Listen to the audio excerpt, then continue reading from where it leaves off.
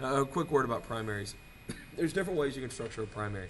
You can have an open primary, and the state parties decide this. So the state Democratic Party or the state Republican Party decide this.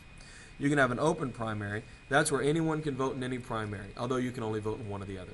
So I could be a registered Democrat or an independent or a Republican, but I could vote in either primary. You could have a closed primary. That is where you have to be a registered member of that party, which means if you're an independent, you don't get to vote in a primary. So only registered Democrats can vote in the Democratic primary. Only registered Republicans can vote in the Republican primary. There's also the blanket primary, where there's not two different primaries. There's one, and every name appears on the ballot, and you pick your candidate, and they take the leading Democratic vote getter and the leading Republican vote getter and decide who wins that way. Doing the primaries like this has led to a tremendous amount of criticism.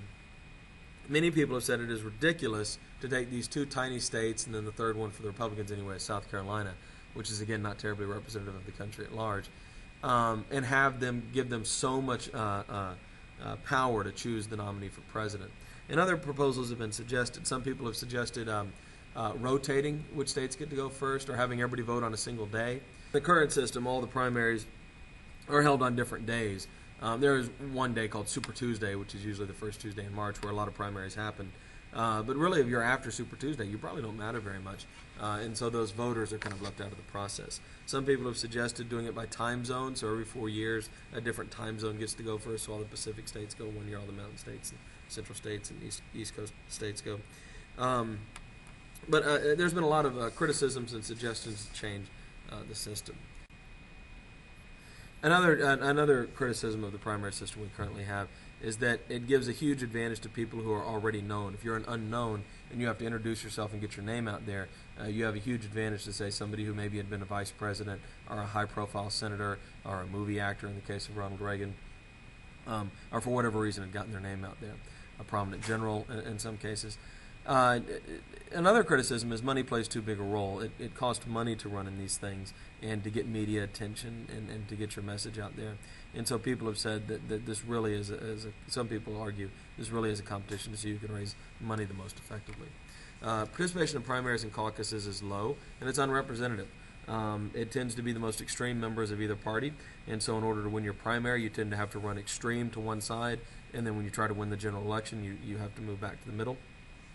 And of course, the media has a tremendous amount of power. If the media declares somebody as the winner or winning or doing well, because most of the rest of the country doesn't really know what's happening in those primary states, they kind of have to take their word for it.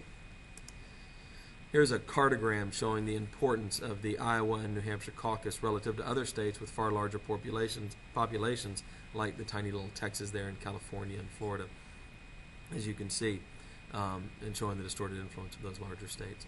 Once you win your primary, you have a national party convention. These used to be very dramatic. You used to walk into the national convention not knowing who the nominee was going to be.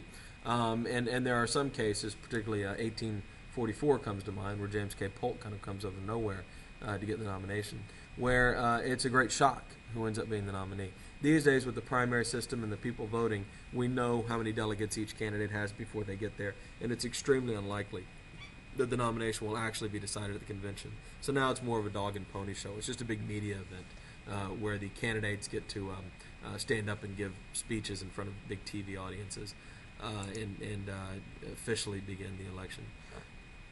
But they are important to motivate the party and to provide organization. They also write a party platform, which is a public statement of the goals and policies that the party supports, although these platforms are not binding in any way and usually are largely ignored by the party once they get elected. The conventions end with your nominee giving a big speech, which hopefully will be well received, although sometimes they're not.